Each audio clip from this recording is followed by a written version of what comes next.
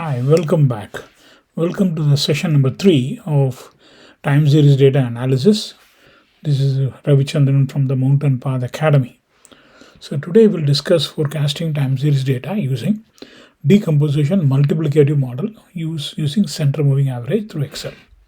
So before that, let's discuss quickly and when do we use a additive model, when do you use multiplicative model. As we discussed in the previous session, when the time series seasonal fluctuations are more or less roughly constant over the time, the additive model can be used. When the time series seasonal fluctuations are erratic or not constant, they change over the time, and then we have to use multiplicative model. So most of the times in real world, the seasonal fluctuations will not be constant. So most of the times you'll be using multiplicative model. So looking at the graph on the right side, you can see the seasonal fluctuations are there. They are not constant. So that means we have to use a multiplicative model. So most of the stock data or related to e-commerce data, there will be seasonal fluctuations, but they won't be constant. So we even look at the graph itself, we can find out. Now, so the multiplicative model, what is a multiplicative model? Multiplicative model is nothing but trend into seasonality index into the irrational component t into s into I, where we don't see the what is called the cyclical component. In a short duration of data, the cyclical component will go with the trend itself. Now, what are all the steps to calculate what is called a multiplicative model? We are going to do it in Excel. First, let's understand the steps. First, let's arrange the data, time series data, in a chronological order. So that is important. Second is a moving average. Take the simple moving average, a 4-point or 3-month moving average or a 4-point moving average, whatever it is, based on the data. Calculate the center moving average. We discussed last session what is the center moving average. Then what do you need to do? So once you do it, this smoothens the data, and that means we are able to kind of remove the trend as well as what is called the cyclicality. So we can compute the ratio dividing the original data by the center moving average, so that what you'll get is actually, so we get the ratio. Compute this ratio and by taking the average of these ones. So we are going to calculate seasonality index by taking average of each season. Then dividing the average will smoothen this seasonality index. Then finally, we will deseasonalize the data by, again, we are not y minus si, we are going to divide and actual value divided by the seasonality index. Then we use a forecasting, then calculate the linear trend by using the deseasonalized index. Finally, we forecast is equal to trend into seasonality index. So then we calculate what is called the model error ratios and error percentage. So quickly we'll go into what is called in Excel. We will calculate what is called, and let me just take the Excel here. So I have taken a specific data.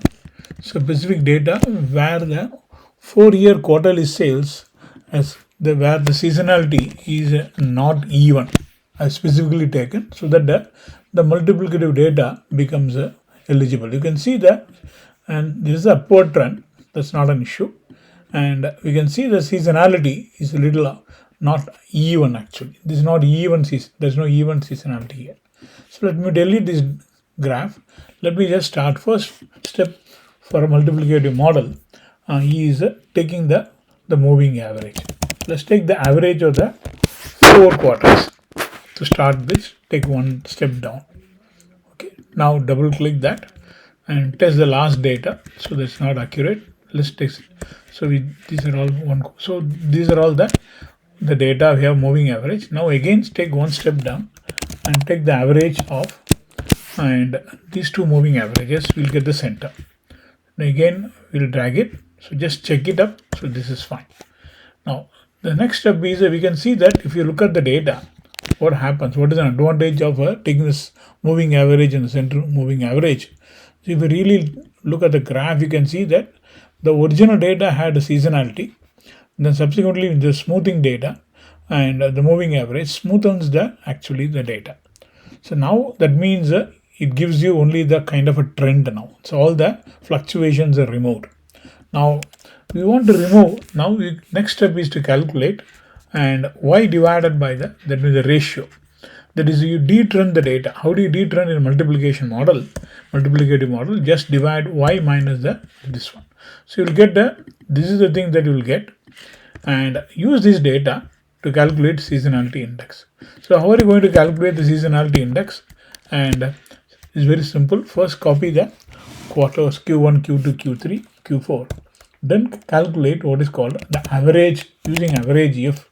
That means we are taking the average of each quarter in each year, and that means take the average if of and starting from this quarter Q3 here, because that is where the data is starting, and freeze the data, comma the Q1, then calculate this one detrended data, the detrended data, again freeze this one, divide, and for adjusting that means making everything. And so we have to take the average again, dividing the average. So you will get what is called adjusted seasonality index. So this will get this.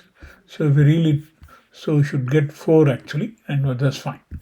Now the next step is to copy this one. How do you copy? You can use a simple VLOOKUP function, and by looking up each quarter and the lookup table here, function F4, okay, comma, we are going to get the second column data.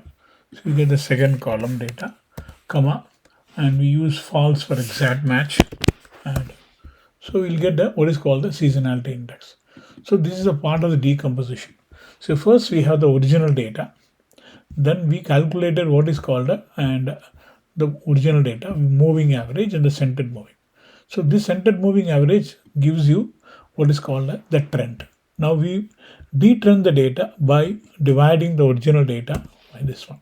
Now we calculate what is called the seasonality index. Now again what we need to do, deseasonalize the data by dividing the original data by the adjusted seasonality index here. Now the next step is to calculate what is called the trend. So how do you calculate trend? So we can use an intercept of this deseasonalized data, and we put function F4, freeze that, okay, comma the time again. So we got the trend, so we can directly doing it. Then slope can use the deseasonalized data. Okay, so function F4, comma this one, again freeze that, this one. So slope into this again this time.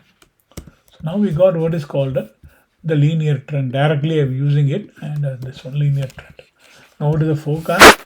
The trend multiplied by the adjusted seasonality index. Now we got what is called the fitted line or the forecast. Now we can calculate the absolute error y minus y bar. That means the forecasted data, absolute error. So we got the error now. Now again we divide the absolute error by the original data y. Now we got what is called the error percentage for each quarter. Now we can calculate the MAE and MAPE. So MAE will be, this is the average. So we can take the average of the error. Now that means it's 2.56. Now we can also calculate what is your and the error percentage. Now we can put it here. So it is somewhere around 1%, so which is good. Now we can also calculate the R squared of the and R squared of my original value with the forecasted value. So that will give you what is called how the forecast is relevant, how strong it is. So we can calculate. So nearly about 99%. We can also, this is the error percentage, And now what is accuracy? So accuracy is nothing but 1 minus error percentage. So the accuracy, you can say accuracy is percentage is equal to 1 minus this one. So that will give you 98%. So now we got done the multiplicative forecasting. Now let's put everything together. So let's copy all the actual data. So now we'll put it here. Now first we put the seasonality index here. Seasonality index is nothing but you copy from there, and we'll again so copy the VLOOKUP function, and so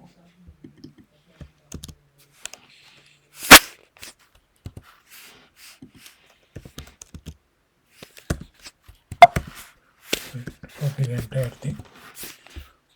I want the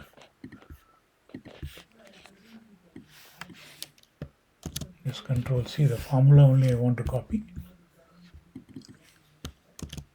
So now what we'll do is and taking this particular cell here. So I got the seasonality index, and now I have the linear trend. Again, I can use the trend here, copy the formula, and copy the formula. The last one should be here. So we'll put here period 116. Now we got the trend here. Then the next is a forecast. Forecast is nothing but the trend into multiplied by the trend into the seasonality index. Now I want to forecast for the next 4 quarters. I want to focus for the next 4 quarters. So that means for 17, 18, 19 quarters. Similarly, I want to forecast like this. This will be year 26. So this will be 2026.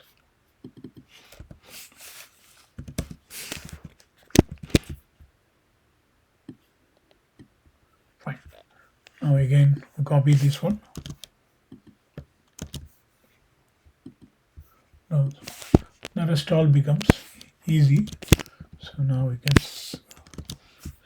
can see that, and so we got the forecasted data. Now we combine everything using this here. So we'll do the graph. So we can see that, and we don't need the seasonality index here. We'll delete that. So now we can see that this is my linear forecast. This is my forecast, and this is my this is my forecast. So we have seen that the linear trend is clearly, this is the straight line is the linear trend, and this one is your forecast, and the actual and the forecast are almost closely matching.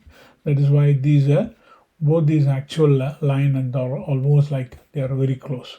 They are very close. There is a difference, and you can always see there is a difference actually, but there is not much of a difference because the model is almost close to 98.85% accurate. And so next session we will discuss multiplicative model and additive model using directly the linear trend analysis without using moving average. So thank you very much for your time. Next time we will see you there. Thank you.